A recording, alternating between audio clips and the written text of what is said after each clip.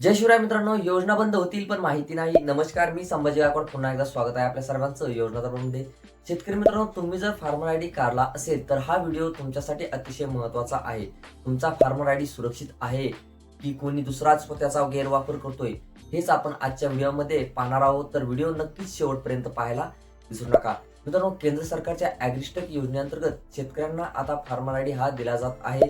राज्यामध्ये 1,30,00,000हून अधिक शेतकऱ्यांना हा फार्मर आयडी सध्या दिला गेलेला आहे किंवा त्यांनी हा फार्मर आयडी काढलेला आहे. आता हा खत खरेदी करण्यापासून ते पीक कर्ज घेण्यापर्यंतची प्रत्येक गोष्ट ही फार्मर आयडीवर अवलंबून असलेली आहे किंवा बंधनकारक आता ही झाली आहे.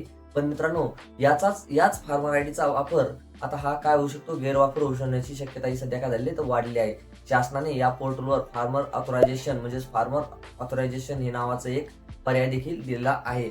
हा पर्याय कशासाठी आहे? समजा जर एखादा शेतकरी हा शहरात राहत असेल आणि त्याची जमीन ही गावाकडे असेल, तर ती दुसरा कोणी कसत असेल तर तो व्यक्ती त्या दुसऱ्या व्यक्तीला किंवा शेतकऱ्याला खत किंवा पीक घेण्यासाठी आपला आयडीवर अधिकार हा सध्या काय करू शकतो, देऊ शकतो, म्हणजे ऑथरायझेशन हा देऊ शकतो. पण अडचण अशी झाली आहे की अनेक शेतकऱ्यांना फार्मर आयडी वर त्यांना न विचारता अनोळखी व्यक्तींनी ही स्वतःची नाव जोडून घेतलेले आहे. याचाच अर्थ तुमच्या नावावर तुमच्या आयडीवर एखादी अनोळखी व्यक्ती खत खरेदी करू शकते किंवा पीक कर्ज देखील काढू शकते. आता अशा प्रकार जर तुमच्यासोबत होऊ शकत असेल किंवा होऊ नये यासाठी तुम्ही काय करायचंय, तर चला तर आता सविस्तर तुम्हाला माहिती सांगतो. स्टेप बाय स्टेप पाहूयात की पहिल्या स्टेपमध्ये तुम्ही सर्वात आधी शासनाच्या अधिकृत लिंकवर म्हणजे तुम्हाला पोर्टलवर जायचं आहे.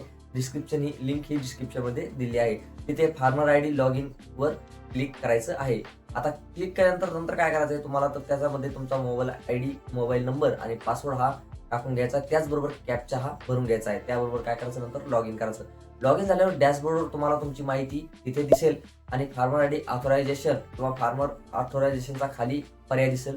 त्यावर तुम्हाला काय करायचं आहे, क्लिक करायचं आहे आणि येथे तुम्हाला दिसेल की तुमच्या आयडीवर कोणाला अधिकार हे सध्या दिलेले आहेत.